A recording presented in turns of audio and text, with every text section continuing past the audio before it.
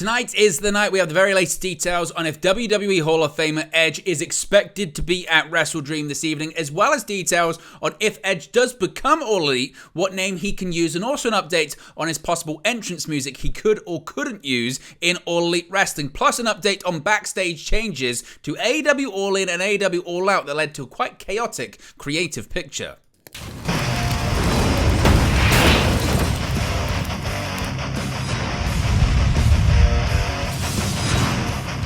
Hey guys, welcome back to Wrestling News 365. Hope everyone is doing very well. As always, there are plenty of news stories to get into in the world of professional wrestling, and what everyone is waiting to find out tonight is Edge going to be All Elite. The first time he would appear for another pro wrestling company in a very, very, very, very long time. And if Edge is to be believed, he is now a free agent and no longer in WWE. Well, before that, tons of talent within All Elite Wrestling and WWE were of the belief that Edge was heading to AEW when his deal is up. That comes from Sean Ross Sapp of Fightful Select. As far back as mid-August, there were AEW wrestlers who said that they heard he indeed was coming in even before his final match with the company. As recently as this past week, a veteran WWE talent said to Fightful it was, quote, a lock that Edge was going to All Elite Wrestling.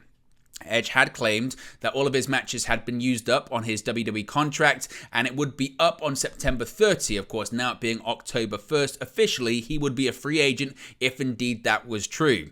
Edge was taken off the internal active rosters but does remain on the WWE.com SmackDown roster, although it must be stated that those are often not updated until public statements are issued on departures. That kind of does happen quite a while, so just the fact that he's on WWE's website isn't a true, real, current indication as to his status with the company. Now, what's quite interesting and what people are talking about is what presentation would Edge have if he were to sign with AEW? What would his name be? What would his entrance music be? Because, of course, both are very iconic. His name is very iconic. His entrance music is very iconic.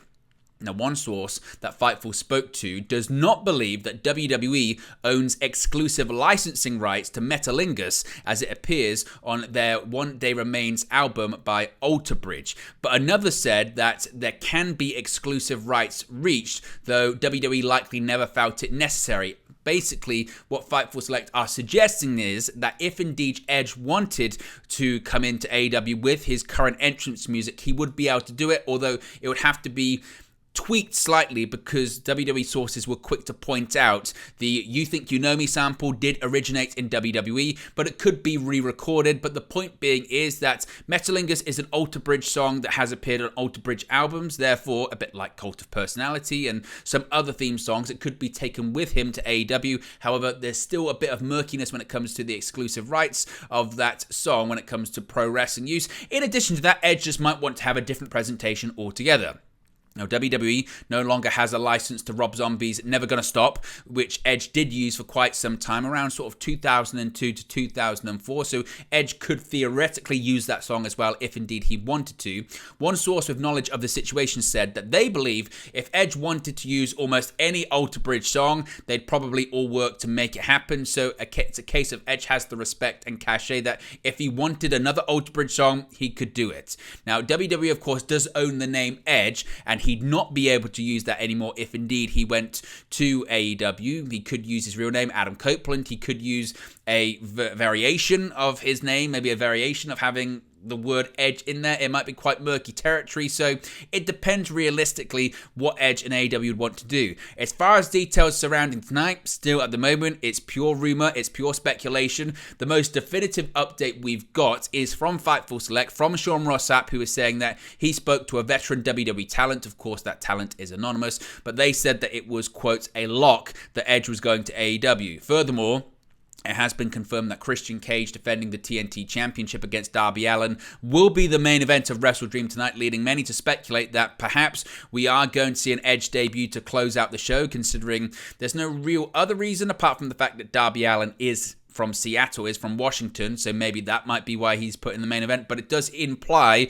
that something big related to Christian Cage would happen in the main event. Therefore, many are speculating that big thing could be Edge's debut with the company. Of course, Tony Khan has also been very keen to stress that a new era of AEW will be coming out of WrestleDream again. What that new era means, we'll have to wait and see. But the question is, do you think Edge will be All Elite by the time the night is done and WrestleDream has concluded? Let me know your thoughts about that, your predictions in the comment section below. Remember, we will be live for a WrestleDream watch-along and a post-show as well, so we'll be reacting if indeed Edge does show up, and we'll be analysing and discussing the show in its entirety after the show goes off the air live on YouTube as well.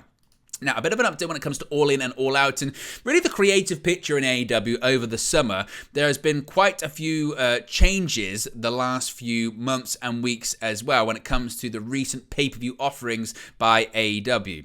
Now, Fightful Select had mentioned there were pitches or ideas for Paul White, Captain Insano, Matt Hardy, and Grado, possibly Jeff Hardy if he could not get into the UK, against Jeff Jarrett, Satnam Singh, and Jay Lethal for All In.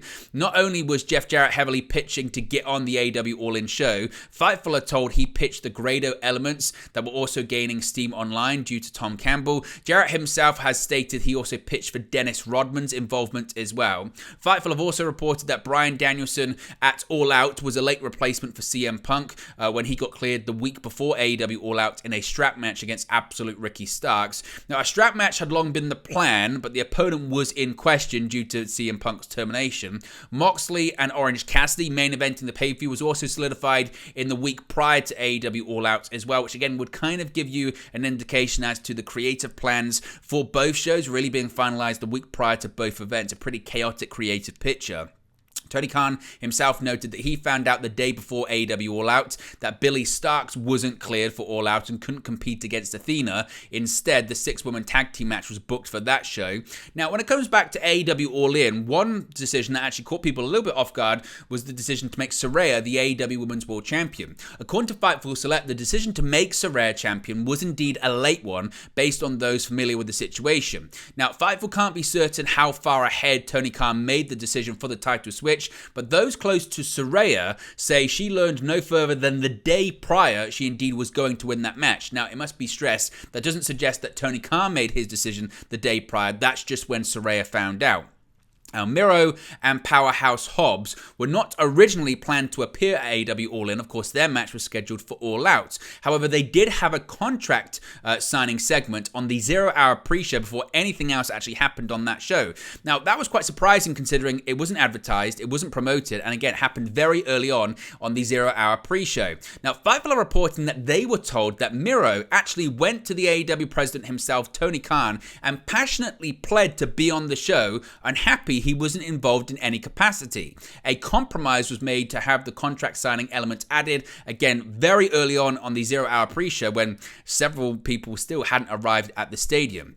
Now, as of early August, Anthony Ogogo, of course a British boxer, former Olympic medalist, Anthony Ogogo did not seem sure that he was going to appear on AEW All In and hadn't been clued in on any of the creative direction in quite a while. That's not to say that that's, again, out of the norm, because sometimes the creative for smaller elements of the show don't get finalized until a few days prior anyway.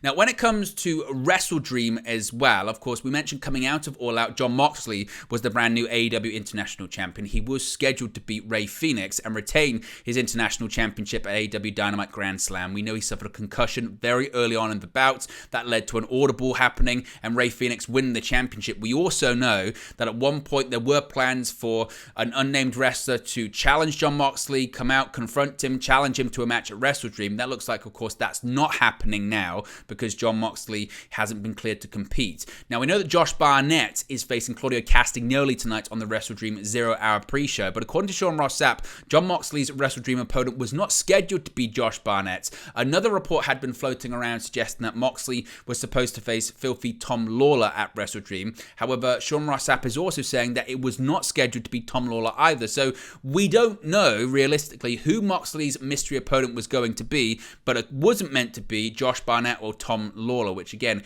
is quite interesting. So I'd love to give you a bit of an update when it comes to sort of the creative mess that's kind of been happening with AEW recently. Lots of changes, lots of injuries, lots of travel issues, lots of sort of bureaucratic issues, as well as also a lot of plans changing as well. Let me know your thoughts about all of that. Is that an indication to sort of the backstage environment and creative process right now in AEW? Or is that just a case of, look, it's pro wrestling, injuries happen, plans change, things, have to be adapted on the fly? Or, again, does it paint a bit of a different picture? So let me know your thoughts about that. As I mentioned, guys, we'll be live tonight for the WrestleDream watch along, as well as a post show as well. Plenty will be happening, so be sure to smash a like on the like button. Be sure to subscribe, bottom right hand corner. Remember to join me later on this evening, and I'll speak to you again very, very soon.